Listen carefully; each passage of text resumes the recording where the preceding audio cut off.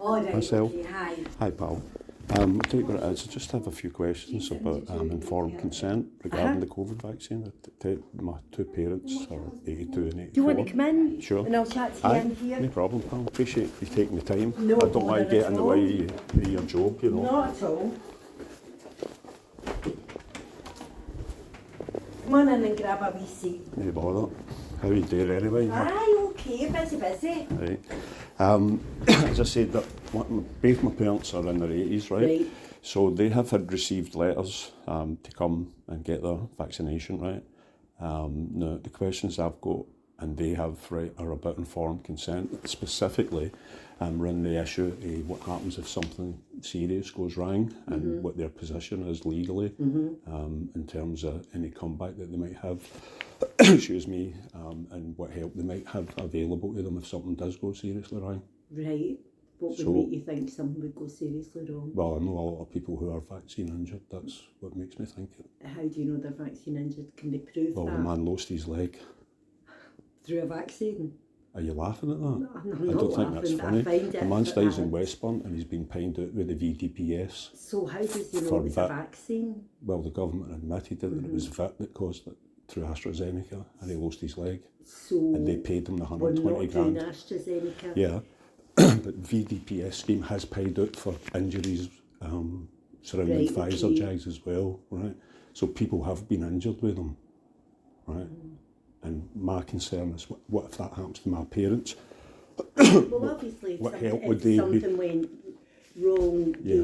they would need to be able to prove that it was the vaccine that caused it. Yeah, and But plenty of any- people I have been think- able to do But that. I think any sort of vaccine-related incidents are in the minority compared to the amount of people that have died. Yeah, of but let's flu say they and were in COVID. that minority. Well, I can't answer that. Well, the question I'm question. asking is, when they're given informed consent, are they made aware of what would happen if something does go wrong, and we wouldn't make them aware of that. It's a very brief assessment that we do.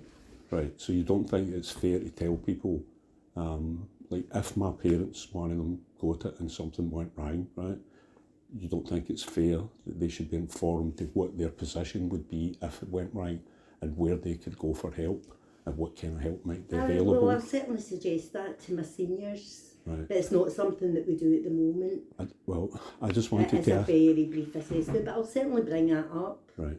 It's a valid point, but if your parents, have they got their appointment? Yeah, Yeah. they have their So it letters. is a very brief assessment that we would do, but how have they been in the past? Both of them have had, I think both of them have had two, well, sorry, my father's had two and my mother's had three Right, so far. And they've obviously been asked to come for their flu and their COVID. COVID. Right. And they could get them separately if they felt safer doing that.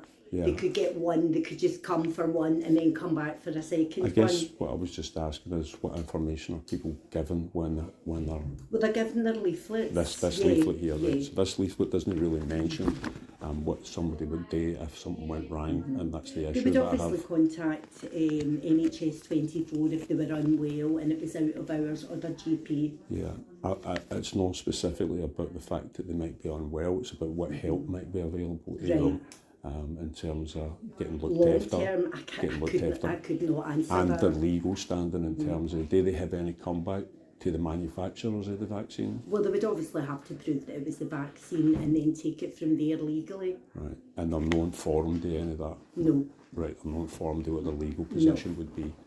Right, are they informed about the VDPS scheme? No. No, right. It is a very brief assessment. I just say to you, right, that maybe that would be a good idea for people to be Aye, I'll informed about that, right? I'll certainly Aye. pass it on, all right. All right, and I do, again, appreciate you taking the Aye, time no to bother, speak to me, no right? bother, but I'll certainly pass on your But concerns. just to but say I've not- again, to reiterate, right, that people have been injured with the vaccines, right, and they've been paid out by the government who have acknowledged that the vaccine's done that to them, right, and most of the people have been left on their Well, I own. mean, I worked in intensive care all during the pandemic, and obviously came across anti-vaxxers and Well, things. I don't think you could call the people anti-vaxxers because they Because went they've and got took the the, vaccine they went and took the and vaccine. they've been unfortunate that something's happened. thankfully it's in the minority. Yeah, I do and understand sorry, that. And thank you for your time. Oh, I do no really bother. appreciate it, right? No bother Thank at you. all. It's just there's only 2 over. Yeah, that's no problem. I appreciate your But my time. parents could come and get them separately, all right? Right, and they could come and ask the same questions. Aye, right? of course. Okay, thank All you for your right. time. No Cheers. bother at all. Oh, sorry. Take care. This door, isn't it? Yes, Aye. just out the Right, door and thank down you. to the right.